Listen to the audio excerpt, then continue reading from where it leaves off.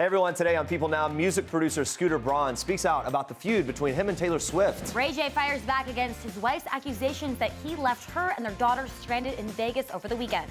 We'll tell you what he's saying. The Victoria's Secret fashion show canceled. We have details. Turkeys on a plane. We'll tell you about a new TSA travel guideline just in time for Thanksgiving. I happened to have a little tumble or something. You know, it was a fun day off. Punky Brewster is back with a reboot. Soleil Moon Frye telling us about that and filming her new Christmas movie on a broken foot. And we're chatting up Chadwick Boseman and the cast of the new crime movie 21 Bridges. It's all today, live on People Now. Let's go.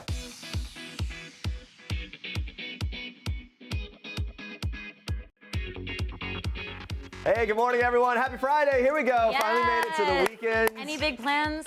My parents are in town. We're actually going to be fun. around the city and stuff. Yeah, I love when they're here, and so it's almost like a pre-Thanksgiving. Do you do the touristy stuff when they're here? No, or? that's a great thing. They've been here enough, so that Yeah. now we can just like have fun, go to good restaurants, and Avoid Times Square. Yeah. Avoid Times Square at all costs. Yeah. How about you? Nothing planned?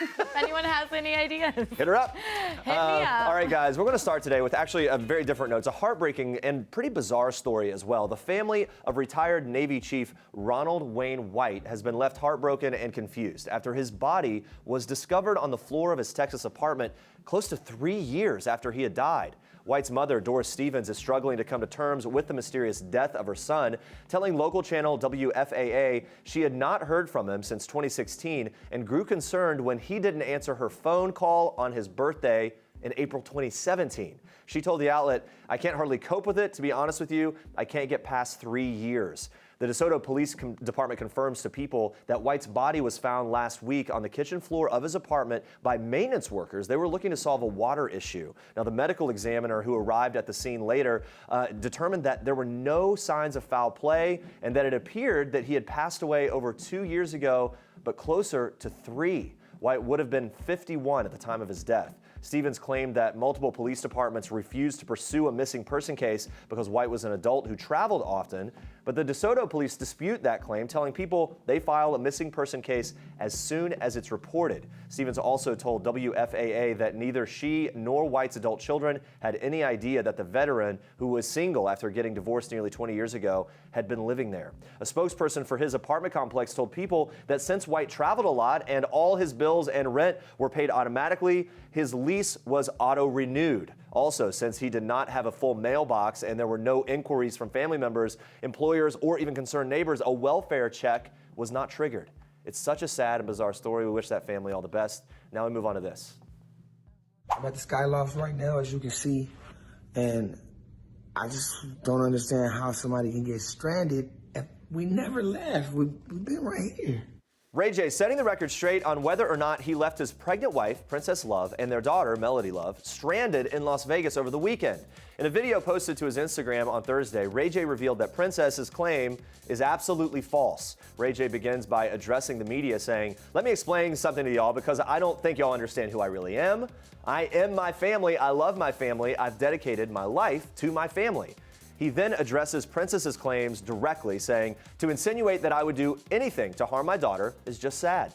In the video, Ray J pans the camera to show that he is still in his Vegas hotel and never left. He also condemns Princess for airing their issues on social media. He said this, "To take this to social media and create this crazy story about me leaving my baby in harm's way is not cool. Our circle needs to be tight like that. Nobody should be able to get in it. If we get into something big or small, we should be able to hug each other and love each other and listen to each other and understand what we need to do to make it right. How can I make adjustments? How can I compromise to make you happy? It goes both ways in a relationship. This is not it." That was his statement. Ray J then went on to apologize for his part and everything that's happened. We supposed to be at the tightest and at the strongest. We having another baby coming in, and these are not the things we supposed to do. The devil's working, but he's not working hard enough, and he will never work hard enough because my family is something that I will always die for, and the devil ain't ready to do that with me. The singer also shared a lengthy caption on the video post that reads, my heart has been heavy for the past week. I miss my baby Melody so much it hurts. I'm so sorry the world has to watch a young relationship like ours fall down. In order to be solid in a relationship, you have to keep people out of it and let God work it out. But this hasn't been the case. I will continue being the best man and father I can be, no matter what's going on the other side. Without respect, there's nothing. Love took an L this time. All right, Princess has already responded to Ray J's post in her Instagram stories. That reads, practice what you preach. And then another one she writes, if we've so-called been there the whole time, why would you miss your baby? According to Entertainment Tonight, the drama began when Ray J posted a since-deleted family photo of his wife and daughter Melody. It was from BET's Soul Train Awards in Las Vegas. Princess then reportedly commented on Ray J's post, and she wrote, left me and Melody stranded in Vegas and blocked me from calling. Now you want to post family photos. Reps for Ray J and Princess did not immediately respond to People's request for comment. We'll keep you posted on that if anyone else says anything. All right, Hilaria Baldwin and Kimberly Van Der Beek, who both suffered miscarriages this month, are leaning on each other to get through this tough time. Hilaria said on Thursday that she and Kimberly have connected and that sharing her story of loss helps her to feel less alone. Hilaria told Extra, it's been tough, and she added that Kimberly's very strong. Kimberly posted a message on her Instagram stories on Wednesday thanking people for the outpouring of support and added in part, I have over 200 voice messages and over 200 messages to read through as well. I'm trying to not just pour through my phone right now. I'm just grateful for all of them and all of the love.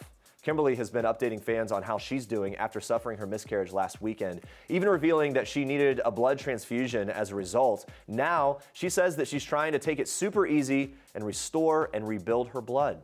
Kimberly's husband, James Van Der Beek, first revealed the heartbreaking news during Monday's episode of Dancing with the Stars. In his emotional video package, he said in part, we lost the baby. The little soul that we had expected to welcome into our family took a shortcut to whatever lies beyond. James dedicated his dance that night to his wife before he was later eliminated from that show. The couple share 5 children, and they've been through miscarriages before, as James had explained on Instagram back in October when he went public with his wife's pregnancy. He said in part at the time, miscarriage, a word that needs a replacement. Nobody failed to carry. These things sometimes just happen. It's something that people rarely talk about and often go through in secret. But there needs to be zero shame around it or around giving yourself the time and space to grieve. James added that he and his family put themselves out there in an effort to chip away at any senseless stigma around that experience. We wish them all the best.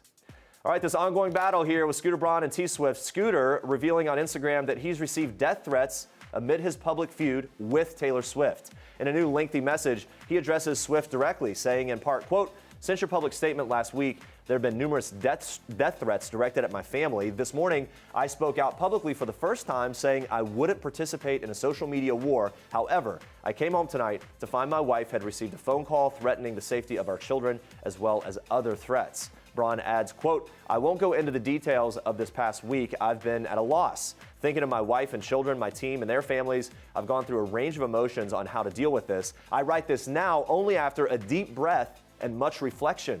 I'm certain there is no situation ever worth jeopardizing anyone's safety. Braun goes on to tell Swift, quote, it's important that you understand that your words carry a tremendous amount of weight and that your message can be interpreted by some in different ways. We're living in a time of pointless violence, and as a husband and father, I am concerned. Braun then claims that his attempts to contact Swift over the past 6 months have, quote, all been rejected. On Thursday, Braun publicly spoke out about his dispute with Taylor for the first time. It was during a Hollywood Chamber of Commerce State of Entertainment Industry conference. He didn't mention Swift by name, but said that the ideal solution would be to discuss the issue privately, saying that people need to communicate, and when people are able to communicate, I think they work things out. I think a lot of times things are miscommunicated, but I believe that people are fundamentally good. That was his statement. And in another statement on Tumblr last week, Swift claimed that Braun and music executive Scott Borchetta were preventing her from performing her old songs at the American Music Awards after Braun purchased Big Machine Label Group and her back catalog earlier this year for $300 million. Swift also claimed that she couldn't use her music in a Netflix project that she's working on. Now, she has since been cleared to perform her old hits at the award show on Sunday, where she'll be honored with the Artist of the Decade award. That story just keeps unfolding. Kind of a bizarre thing. And it's one of those pieces that it's pretty common for artists to not own their music. It's just interesting that this one has become so public. Well, yeah, and because she's put everything out there on Twitter, it feels a little unfair. Yeah.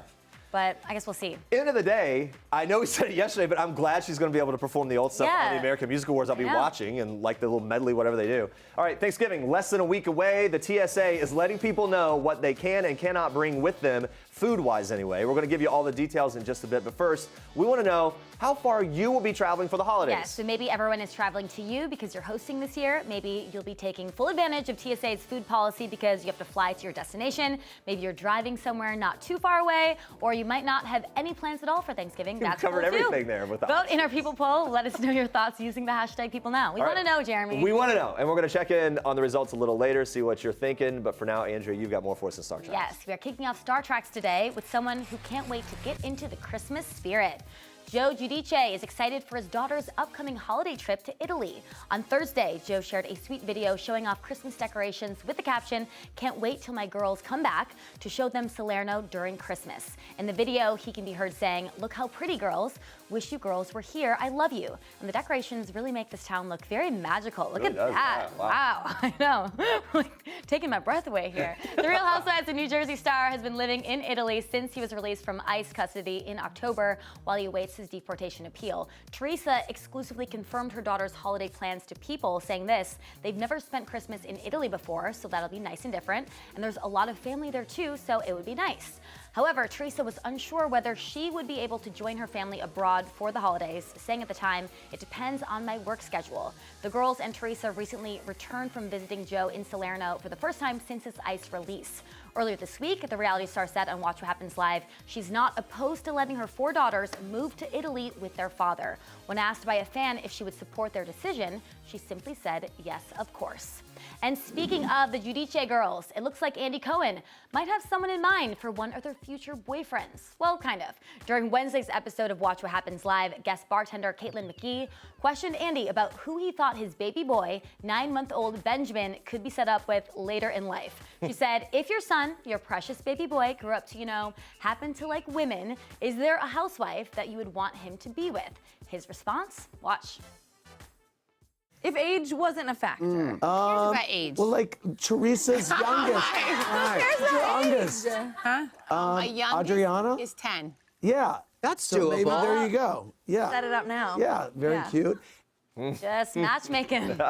Teresa went on to encourage Andy's choice, saying that her daughter has beautiful eyes. Then Andy teased her, saying the most beautifulest eyes ever, which, in case you forgot, is what Teresa said about her own eyes on a previous appearance on the show. We'll have to keep an eye out for this future love story. I don't know, Benjamin's 9 months old. Check back in a few decades. We'll keep you posted. This isn't the first time baby Benjamin has made headlines. He was even recently named People's Cutest Baby Alive in this year's Sexiest Man Alive issue. And he opened up about fatherhood, saying, "It is a new adventure every day, and watching Ben grow has been a total joy, an eye-opening joyride." And he is such a cute baby.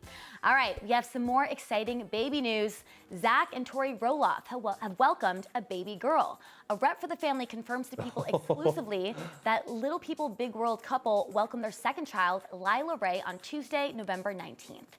Tori tells People exclusively, quote, "Zach and I are so excited to introduce to you our sweet baby girl, Lila. She's been the perfect addition to our family. Now, she was born weighing 8 pounds, 9 ounces, and measuring 18.5 inches long. She is so precious." Oh, pretty. I know, an little angel. Baby Lila joins 2-year-old Jackson Kyle, whom the couple welcomed in May of 2017. Like his father, Jackson has achondroplasia, the most common form of dwarfism. The couple first announced on Instagram that they were expecting their second child back in May. Tori documented her second pregnancy on social media, but it was a rough one at times, with Tori admitting in August she's not one of those women who loves being pregnant.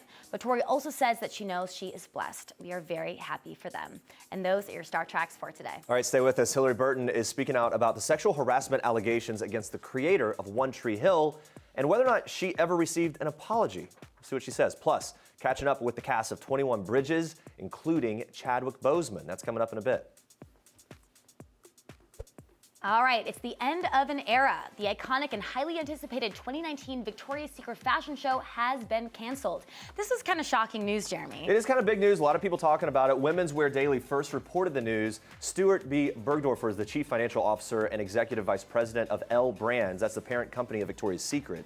He announced the news in a conference on Thursday morning, and he said in part, "We're figuring out how to advance the positioning of the brand." So I guess they're kind of obviously rebranding. Yeah, the Victoria's Secret fashion show launched in 1995 and became famous for supermodels like Naomi Campbell, Giselle Bundchen, Miranda Kerr hitting up the runway in lingerie and those elaborate angel wings year after year, also inspiring Halloween costumes. Right. It was first broadcast on television in 2001 on ABC. Yeah, Victoria's Secret has seen a steady decline in sales since 2016. According to CNBC, the 2018 fashion show had the worst ratings in the history of that broadcast. So it's kind of been on the decline. And in May, CNBC reported that a memo was sent to Victoria's Secret employees by Les Wexler, that's the CEO of L Brands. And that statement stated that the network television wasn't the right fit for the annual runway show anymore.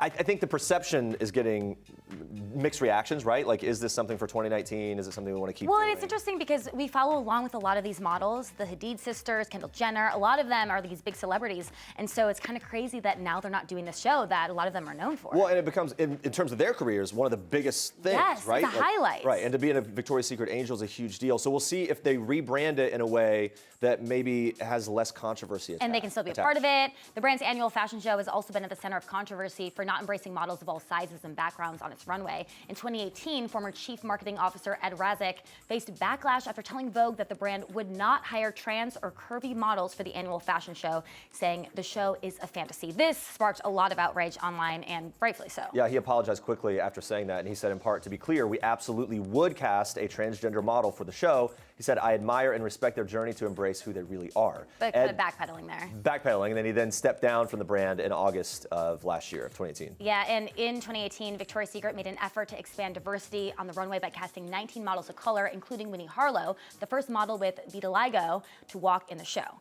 So they were trying to make some moves there, but I think they have a long way to go in terms of inclusivity. It's interesting to hear their declining rates of sales and everything like that. But you compare that, we were talking about this before the show, with like what Rihanna has done with Savage Fenty and like including all different types of people. All sizes, pregnant women, men. Right. And so, and then hers being really successful thus far and having a lot of, I don't know, being well received by everyone. Maybe that's something to look to. Well, in you terms want of to how watch they a can do show and see someone that looks like you. Right. You know, a lot of times Victoria's Secret show, you watch and you just feel really bad about yourself. And it's nothing against those women. They have amazing bodies and, you know, you want to be showcasing everybody. But I think that inclusivity would be a good thing for them in the future. Yeah. Nothing wrong with a little rebrand. That's right. Absolutely. Let's move on to this, guys. In 2017, Hilarie Burton Morgan and her fellow One Tree Hill co-stars accused the show's creator, Mark Schwann, of sexual harassment. And due to that behavior, sorry, One Tree Hill fans, don't expect a reboot. Hilarie and her One Tree Hill co-star Tyler Hilton recently stopped by People Now, and she revealed why she felt she had to keep quiet for so long and why today she feels empowered.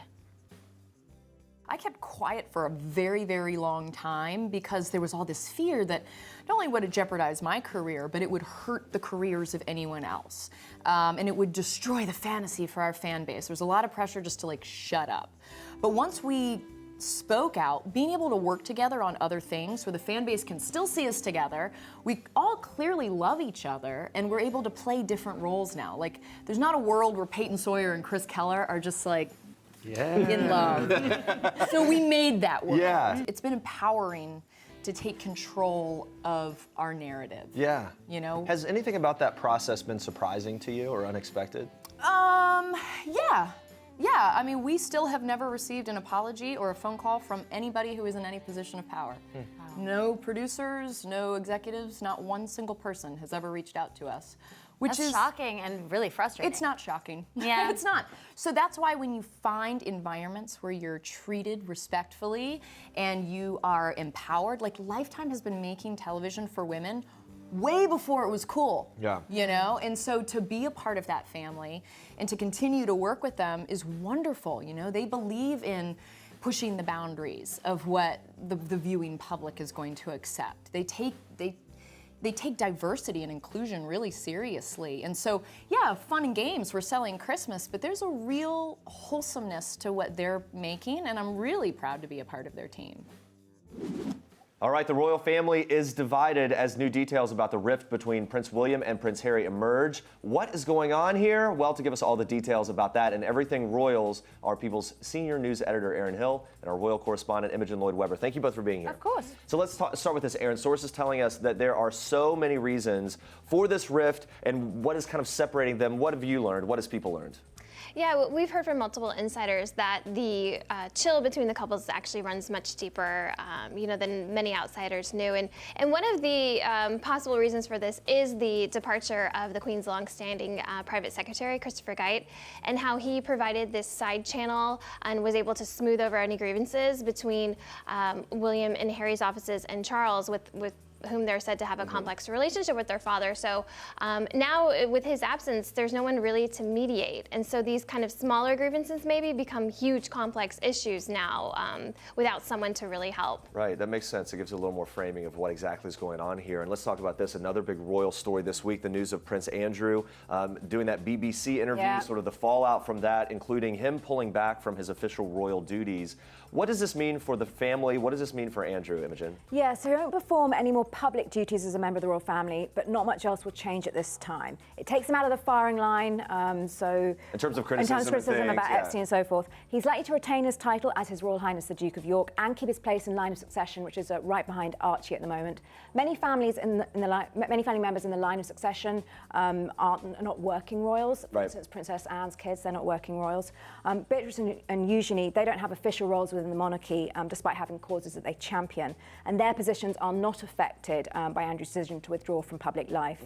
He currently resides at Royal Lodge in Windsor and will continue to live there. That was previously the private residence of the Queen Mother, and it was gifted to Prince Andrew in 2003 by the Queen.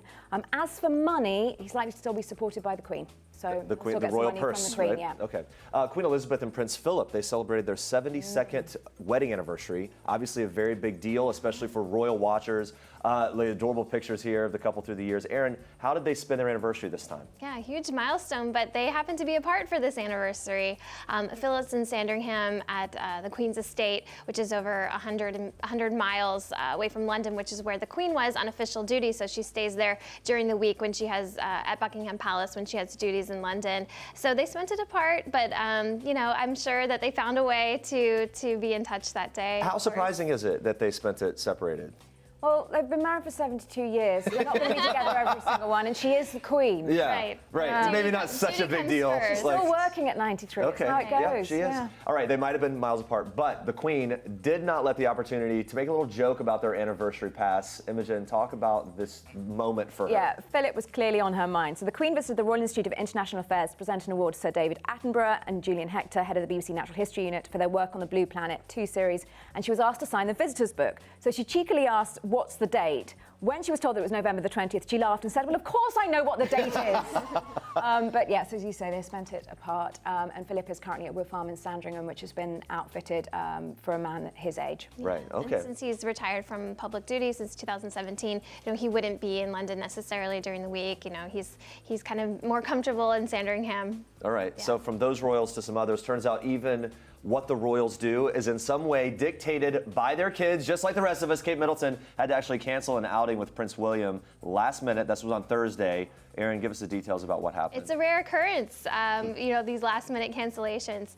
But she had a very relatable reason for it. It was because of the kids. We didn't get any other information other than that. So, who's to say whether one of the kids are sick or something's going on with school, or we don't know. Or they're having a full meltdown like kids do, and you can't get out the door, and you know what? Forget about it. I'm not even going to go. 3 kids between the ages of 1 to 6, who knows? But she did attend a tea party with the winners from the Tusk Conservation Awards, which was the event she was going to attend. The winners came to the palace earlier in the day for a tea party. She was present at that, along with Williams, and so she found a way to take part. All right, so this week we also learned some new things about what Prince George and Princess Charlotte are going to be doing at home, what they love doing at home, particularly. Imogen, what do we have? So Kate and William went to the Royal Variety performance, and she revealed some snippets to the actors. So Kate said that both George and Charlotte enjoy putting on little shows, especially Charlotte, and apparently George and Charlotte also enjoy doing acrobatics at home. Oh, nice. Yes, handstands and cartwheels and things. Again, they're children. The royals, they're just like us, like and their us. kids are just like our kids, turns out. Hey, ladies, thank you so much. Thanks, Steve. We have always feared Elsa's powers were too much for this world. Now we must hope they are enough. Woo! Woo, here we go. Lots of excitement in my house about this. It's been a little over 3 years since Frozen first stormed into theaters. Now today, fans can return to Arendelle with Frozen 2. Yeah, in the much anticipated sequel, Elsa is exploring her powers and her past as she embarks on a dangerous journey along with fan favorites Anna, Kristoff, Sven, and Olaf. We recently chatted with the cast, including newcomers Evan Rachel Wood and Sterling K. Brown, who voice 2 new characters. I play Queen Idina. She is Anna and Elsa's mother. We saw her briefly in the first film, but unfortunately, she passed on far too soon. But luckily, we get to revisit the past in the second one and see her with young Anna and Elsa and sort of uncover some mysteries about her backstory and her past and how it might be affecting the girls now and dictating their journey. Yeah, I play General Matthias. He is a soldier in the Arendelle Army. He worked under their grandfather. And so it's really sort of an interesting mashup of the past coming to meet the present. You know, they get a chance to hear some stories about their grandfather, discover some things that they may not have known before. And I don't want to say too much more. I love him. I'm so glad he's in this. Yeah. And Sterling also revealed he was a little hesitant to sing for the film too. Watch. So they're like, can you actually carry a tune? And I was so nervous when I had to do it. Like, I actually had them close the curtain. You know what I mean? How they can close open the curtain and they're all standing behind the glass. And I was like, can we close the curtain, please? But you're singing all the time. I sing a lot. This I have whole day. fun. I have fun vocalizing. That's what I call We it. like it. They're great Yeah, singers. but it was really cool. Maybe great singers hanging out, but like when the pressure's on, right? Yeah. I'd probably pull that curtain too. Meanwhile, Kristen Bell and Idina Menzel share how wonderful it is to see families take to a movie with such a powerful and different storyline. To me, the coolest thing was being able to be a part of something that sort of shook all the norms and didn't have, you know, the happily ever after is not waiting for a kiss from your prince, which has sort of been the standard in literally every Hollywood movie, that it was about something that was just as deep, if not deeper, which was like the love of family. And there were questions along the way the whole time. Is this going to be as important? And we felt it was, and then when it came out, seeing kids elated about it and parents elated and having the movie affect people because they were interested in this new story, this new idea that like, oh yeah, let's explore the love of family. Let's break some boundaries. And Led the way, by 2 women yes, characters. the way we tell stories, that to me was progress. Agreed. And I love to see a great drag queen next to a 5-year-old Itsu in blue dress. Extra large and extra small. I get a kick out of that at my shows. I love it. You can tell how much this cast really loves being part of the Frozen phenomenon. And you can see Frozen 2 playing now in theaters. And we are celebrating the sequel with the Frozen Inside the Magic of Disney's Frozen 2 special edition of People. It's on newsstands now, full of exclusive interviews with the cast, the creators. They're sharing behind-the-scenes details of the making of both Disney films. Yeah, and Idina, who plays the fearless Elsa, tells people that the Ice Queen is not as apologetic or solemn in Frozen 2 as she was in the original. Idina says she's much more confident in who she is. She's joyful to be with her family. She's celebrating her life. And in regards to singing the famous Frozen anthem, Let It Go, Idina says of the song's difficult range, quote, it's a compliment if the composers write a rangy melody because they feel I can handle it. I'm not going to tell them not to. I just have to do my homework. Yeah, as for Princess Anna, Kristen says she knew what kind of girl Anna was, saying, quote, she's spunky and optimistic. And that's much like the beloved snowman Olaf, who answers people's classic One Last Thing quiz in the special issue. He shares that the last game he played was charades, adding that he often wins the game because even though the rules say you can't talk, they don't say you can't rearrange your limbs and body. Very clever. The 96-page special edition has all the details you need on the new adventures and characters, amazing new animation effects, gorgeous new costumes, and very memorable new songs. You're going to love them. And the Frozen Inside the Magic of Disney's Frozen 2 special edition of People is on newsstands now. All right, it's the moment we've all been waiting for today. This is it. Traveling for the holidays this season? It's always good to know what you can and cannot bring in your carry-on bag when flying. And here's one thing that turns out to be TSA approved. Turkey! That's right. TSA says it is okay to let that bird fly. They say, quote, fear not, the cooked avian creature can tag along in your carry-on at the airport. Okay, Okay, We're I have a lot confused of about the timing Well, of the because day, you'd right? think that maybe you'd get to your destination and then you'd get the turkey there. But I guess if you're in a time crunch and you're getting off the plane and then going right to, I don't know. Anyway, I have a lot of thoughts. I But they're understand what not you're just capping it at just cooked turkey. TSA.gov posted travel tips on their website. Here are some of the other items that TSA is excited to welcome on board. Stuffing in its many forms. They say, quote, superfoods got nothing on Thanksgiving stuffing, whether it's pineapple cranberry stuffing, vegetarian blueberry stuffing, or whatever other gourmet powerhouse stuffing concoctions you've created.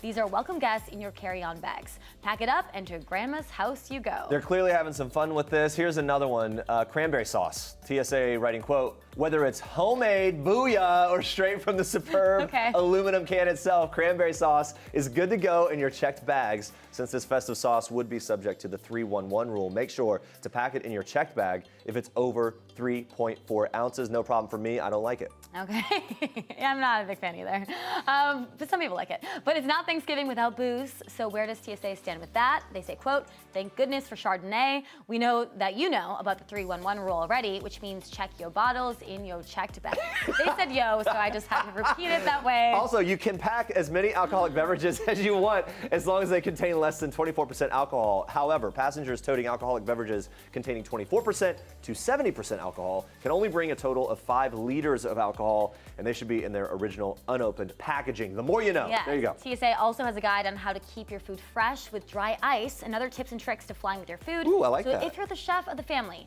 and you're traveling this holiday season, check out TSA's Thanksgiving travel tips on their website, tsa.gov. Wow, learned so much. I know. And inspired by TSA's creative travel guidelines for the holidays, we've been asking you to vote on how far you'll be traveling for Thanksgiving in our People poll. So let's take a look. I feel like people are traveling far. Just a short drive. Nope. Just a Most short. people staying home. I'm just staying Whoa, in only the city. 3% are flying to their destination? Yeah, it's weird, right? Well, I think most people drive. I Yeah. think there's more drivers than flyers on this. There are. Well, you're going out of According town. to the poll. You'll Yeah, be I'm flying flying. to Wisconsin. That'd be fun.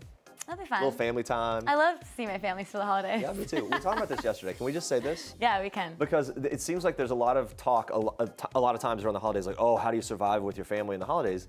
I love being with my family during the holidays. I do too.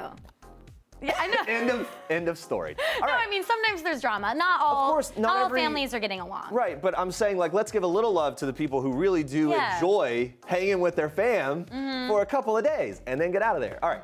You know what comes after Thanksgiving? Getting ready to wrap up all of your holiday gifts. But before you go out and buy your traditional wrapping paper and ribbon, we are unwrapping some creative gift decorating ideas with Parents Magazine's lifestyle director and gift wrapping guru, Laura Fenton. Yes. She's officially a gift wrapping So first, she showed us how to incorporate regular old brown paper. Take a look. We love this because it's sort of nostalgic when you pair the brown craft paper, which is super affordable, with the red and white baker's twine. It's got that sort of old-timey look, and then to dress it up, you can either clip some evergreens from your yard. Shall we? Real? Is it real evergreen? Yes, they are. Are we just tucking it? You can tuck. I need all the help I can get here. Okay. Is that tuck okay? and tie, and then if you want to add a sweet topper to that, that'll give it a little extra. Okay. Ooh, winter berries. I'm gonna do a lollipop, which is Okay. weighted. So should I tie? Sure, yeah, and you can just use the 2 hanging ties, yeah, exactly, to tie a knot or a bow. Here we go. You get a gift on the gift. Yeah, right? another thing that I love about this, the paper itself is recycled and it is recyclable. A lot of those shiny wrapping papers you get at the store are not, so this is also an eco-friendly choice. Okay. How does mine look? So cute. Actually, yours is great. It's here, and we'll give you a bow on the top there, and we'll call this done. Okay. No, literally laughing in my face. This is, look at that. Look how nice that looks. I even got the little berries. Who wouldn't want that? A lot of people get creative with the ribbon, but you've got this new twist. It's kind of a tape ribbon. Explain this to us. Well, these sort of faux ribbons that we have made are made with washi tape, which you can pick up for a couple of dollars a roll at a store like Michael's or Joann's. Nice, okay. And this is a really great solution if you are wrapping and shipping gifts, because, you know, the ribbons always get squashed and sort of sad. Right. So this is a great solution for that. It's also just a playful Get in twist. here a little bit. Oh, wow. See what we can do. It's kind of a star on top. I don't know if you guys can tell. It's not perfect. Beautiful. And this is just like a cool little, something like that. Love it, But you look guys. at that interesting. Yours is good, Jeremy. That was really smart. That was very smart. All right, what's another way to get creative with your gift wrapping that's pretty easy for people? So this is an idea for labeling rather than getting those fiddly like gift tags or stickers. Go ahead and just buy a paint pen and you can write right on the gift. It's a really graphic, beautiful way to sort of add another element to it that is so much easier than those fussy tags. You can write a holiday message, the recipient's name. And so yeah, if you're doing this for the first time, I'd recommend you might want to practice doing a couple names first and get a feel for the pen before you start right in on the gift that you just perfectly, beautifully wrapped. There we go. There we go. A beautiful holiday uniform. There we go. Look at that. This is a really fun idea. I like that a lot. Let's do one more thing. Ready to What? top it all off? How about a little Ta-da! happy holidays? Okay, last but not least, this is probably my favorite. If you're bad at wrapping, or especially if you have a gift that is an odd shape, you go with a good old gift bag, or in this case, you've got like these towel fabric wraps. Yeah, well, this is sort of a eco-friendly, zero-waste solution. You can use fabric to wrap gifts, and afterwards the fabric can either get reused, or it could actually be a second gift on its own. Oh, I love nice, that like a it's scarf or reusable. something. Yeah. Yes, and it's really good for oddly shaped gifts, and especially all those kind of food gifts like bottles of olive oil or funny soft toys. Okay. You can wrap them up. So we have a lovely home-baked loaf of bread here and a dish towel, and just to wrap it up, we're gonna roll it, and once we've got it. Because it could be problematic if you're not willing to give away your dish towels. You know, you go around like, I'm gonna need the towels back for next Christmas and my kitchen. I would say you would be buying your beloved, You would their be. very own new dish But I towel. love Ooh, I it like because this. usually with wrapping paper, you're just throwing it all away. Okay, Got so a then you rubber just kind of band. do the scrunchy action here. And here we go. Wow. So this is just like a nice way to tackle those oddly shaped gifts, and it's also a nice extra I don't want to present. get too crazy here, but I'm just Go gonna for it. say, Yeah. if you wanted to incorporate some other ideas. Nice eye, Jeremy. Thanks. A little bit of that. How about a sprig? And how about a little berry? Just, right? Guys, the creativity in this room. I mean, it's fierce. You tell me that's not appealing to anyone, even if you don't like the bread.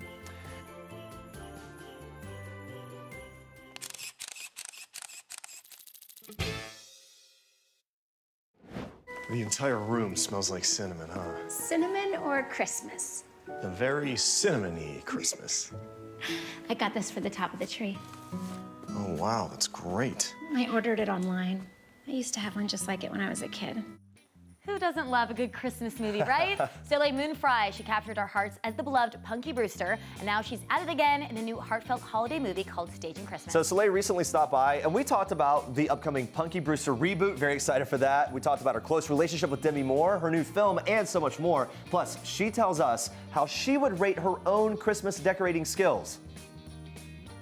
I am obsessed with the holidays. My house is like crazy Christmas insanity. So to be able to celebrate Christmas like for the last 6 months has been amazing. Doing a movie where it was like snowing in the summer in Utah was my dream come true, and it's my first Christmas movie. What sticks out about the character the most? Well, I love design and getting everything ready for the holidays, and she's a stager, so of course it was like amazing. I'm like, wait, this is like life imitating art or art imitating life. I was so into it, and really fun. And she's, you know, very career driven, and then, you know, doesn't really spend much time celebrating Christmas herself, and meets this handsome man who is a widow and has this adorable daughter, and of course they fall in love. All the things that we I want in a mean, Christmas all movie, the things right? you want in a I love Christmas the thought of you being the person that's like listening to the all year round Christmas station too. Oh, you like, guys, even if you weren't doing a Christmas movie, you're like, wait, literally, it can't come soon enough. I It's in June. do. I am like the person that listens to Christmas carols in the summertime. Yeah. So it was a dream. Well, and her job is all about decorating for Christmas. Yes. So how would you rate your skills? Oh, well, I actually won the Holiday House of the Year, and I'm not kidding. It was the proudest award I've ever gotten.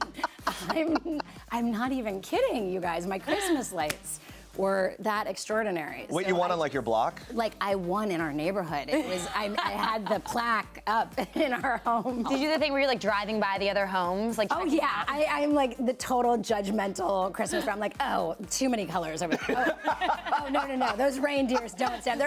They're not made out of wood. Excuse me. Yeah. And then crazy, we were just talking about, you actually broke your foot while filming that. I did. Okay, so here's a secret. On my day off, I wasn't shooting at the time. I happened to have a little tumble or something. You know, it was a fun day off, and let's leave it there. What were you doing? No, I mean my family was there. My daughter was there. So, but literally, I didn't want the production to go down, and I didn't want anyone to know, so I just kept wrapping it. And then I got home and I got an X-ray, and the doctor was like, Soleil, you have been walking on a broken foot for like 6 weeks. Unbelievable. By the way, I am not recommending this as medical advice, but I was like, yes! And they were like, why are you so excited? I was like, because I am so hardcore. I gave birth to 4 babies. I did a movie on a broken foot. It was really like, I felt really proud. I know that's so not the good medical advice. I'm really impressed. I'm very impressed. I was very impressed. I mean, felt a little superhuman. As it was happening, did you have a sense that it was pretty severe? Or did you? It really hurt, and I just... Yeah, like a broken foot. But the best is the doctor, I asked the doctor what to do now, and he said, well, just keep wearing Doc Martens, because he was like, I would have had it in a cast, and now you've been walking on it for like... So you had them laced up, so it kind of maybe now kept I've it in got place. Punky back. Punky Brewster getting a reboot, which people are so excited about. What was your favorite thing about coming back to that character after so many years? Oh, Punky is such a big part of my heart. I always say, like, I don't know where I ended and Punky began. Like, we were so the same in so many ways. In what ways will the series be different than the original? Obviously, you've grown up, but... I'm a couple years older. I now have some kids, but I'm still a kid at heart, and it's really about coming of age again at this stage in our lives, and as an adult to come of age again while you're raising kids. And so it has these, you know, it's a show that the whole family can watch together, but it deals with things that, you know, that I'm going through and that the kids are going through, and that's really wonderful. But it has the real heart of what the original had, which I think is so incredibly important. And she's this single mom raising kids and, you know, going through the trials and tribulations of going through this divorce. And she has this wonderful ex-husband, Freddie Prinze Jr., who is so wonderful and dreamy to work with.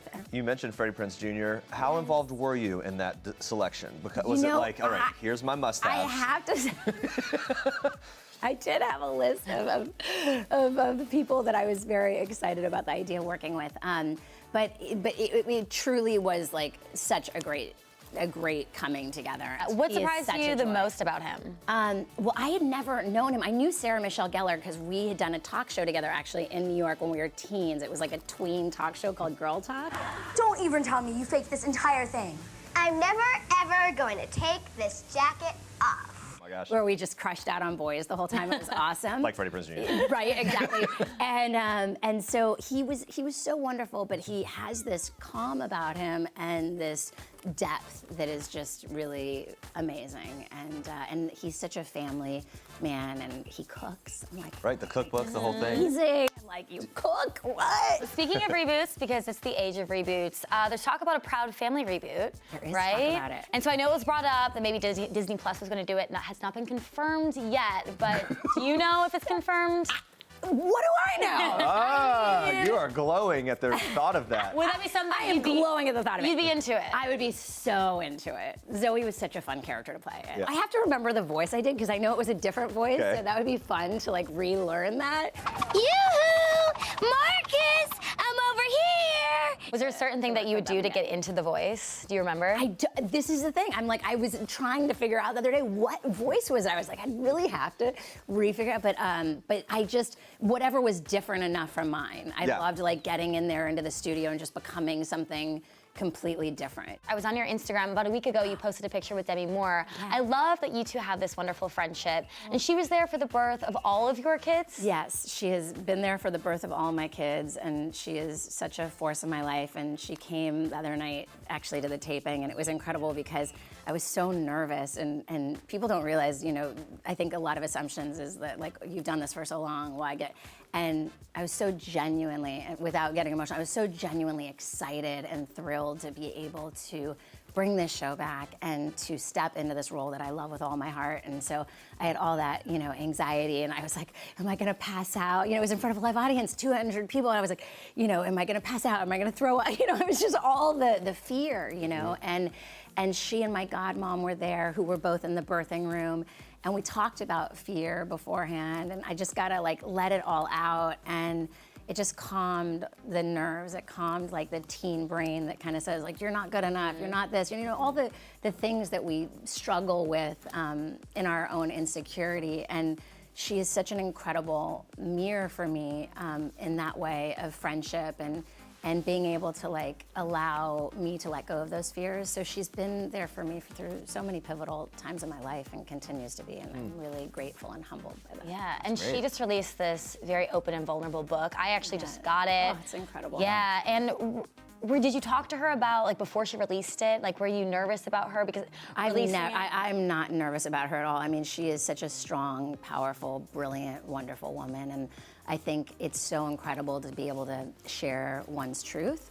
And we all have our stories, and so often our stories are the universal stories that other people can connect to in some way. And so I'm really proud of her to be able to share that, you know, part of herself. Gotta move fast. Cars not ours, plates are stolen. If we don't catch these guys in the next 3 or 4 hours, they vanish. How are you gonna do this? Close the island. In 21 Bridges, NYPD Detective Andre Davis, played by Chadwick Boseman, takes on a citywide manhunt for a pair of cop killers. As the night unfolds, all 21 bridges are closed off to prevent the killers from leaving the island. So that's how it all works out. So good. Our girl Rachel Smith at KVVU in Las Vegas caught up with the whole cast: Chadwick Boseman, Sienna Miller, Taylor Kitsch, and Stephon James. Take a look. There's so many of these crime cop thrillers where it's two men, it's almost all a male officer. You see, I loved the partner was female, and it was a male and female pursuing the bad guys. It was great, you know, to be a woman in that man's world and to kind of get in the psychology of what that is for women in the police force. Yeah, I was thrilled. I was thrilled. I've never read anything like it. I'd never been sent anything like it, so I was very happy to jump in. They told me you were fearless. The guy who kills cop killers. And you more than hold your own. You can shoot and run and jump and. She can run. I can run. She's fast, yo. I'm fast. She is fast. Like for real talk. She can run. We just killed cops. You need to run. You gotta move fast. We see a lot of crime and a lot of cop films, but this was a very unique take on it. None of this made sense. The bid was for 30 keys. We walked into 300. For us, it was more just the ode to the 70s, 80s thriller cop dramas, the Heats, the Fugitive, especially when you're running at the end and all that kind of stuff, where it's like mono-y-mono stuff. I love that stuff. And these movies don't get really made anymore. Yeah. To be blunt. Concept. Yeah. They're not gonna escape this island. You're the only cop tonight who speaks first and shoots second. To me, the movie-making experience is always fun when you sort of take over a certain part of the city. For me, I lived in New York for years. You still live in New York.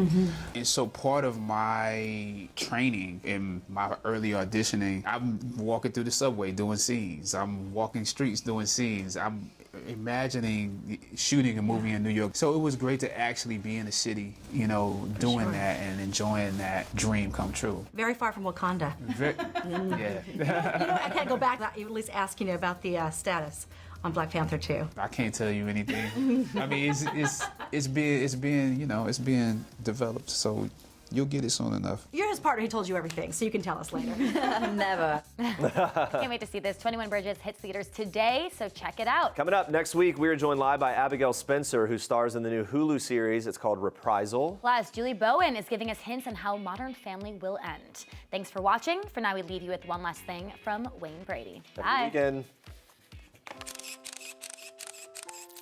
Hi, I'm Wayne Brady, and this is one last thing. The last time I laughed out loud was from a dirty joke that my 16-year-old daughter told me.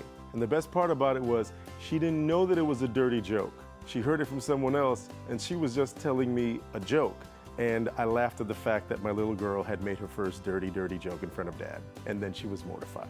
The last country I visited was South Africa. The last show I binged was Zomboat. Yes, you heard me. It's a British TV show about boats and zombies. Zomboat. We're escaping the apocalypse on a boat!